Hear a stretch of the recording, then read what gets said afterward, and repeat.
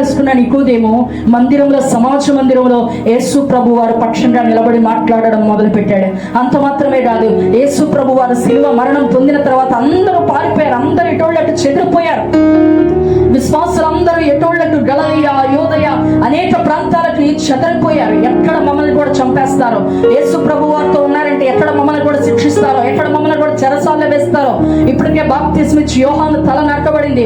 యేసు ప్రభు వారు శిలువ మరణం పొందారు. మమ్మల్ని కూడా ఏం చేస్తారనని ఆయనతో భోజనం చేసిన వాళ్ళు వెళ్ళిపోయారు. ఆయన శిష్యులు దాక్కున్నారు. మరి నిజంగా చూస్తే ఆయన సొంత సహోదరులు కూడా యేసు ప్రభు వారితో లేనట్లుగా మనం చూస్తున్నాం. ఒక్క యోహాను తప్ప యేసు ప్రభు వారిని వెంబడించింది ఆఖరి వరకు ఎవరో మనకు కనిపించరు.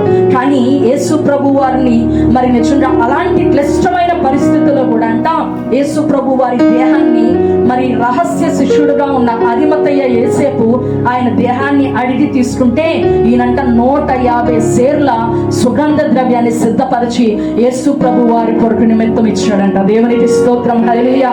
అంటే బహిరంగంగా తన జీవితము, తన సాక్ష్యము ఒక పరిమళ వాసన వచ్చే విధంగా బహిరంగంగా అందరి ముందు ఒప్పుకుంటూ ఉన్నాడు. యేసు ప్రభు నిజమైన దేవుడని నేను అంగీకరిస్తున్నాను, ఆయనకి శిష్యుడుగా మార్చబడుతున్నానని నికోదేము మారినట్లుగా మనం చూస్తున్నాం. దేవునికి స్తోత్రం, హల్లెలూయా.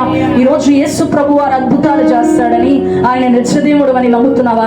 కానీ నీ ధనము కానీ, నీ కులము కానీ, నీ కుటుంబము కానీ ఏదో ఒకటి భయముతో నువ్వు యేసు ప్రభువుని ఒప్పుకోవడానికి, ఆయన దగ్గర ధైర్యంగా నిలబడడానికి ఆటంకపరుస్తూ ఉందేమో. నికోదేము అలా భయపడుతూ వచ్చిన వ్యక్తే, కానీ ఒక్కసారి యేసు ప్రభువుని కలుసుకుంటే ఆయన జీవితం మారిపోయినట్లుగా మనం చూస్తున్నాం. దేవునికి స్తోత్రం, హల్లెలూయా.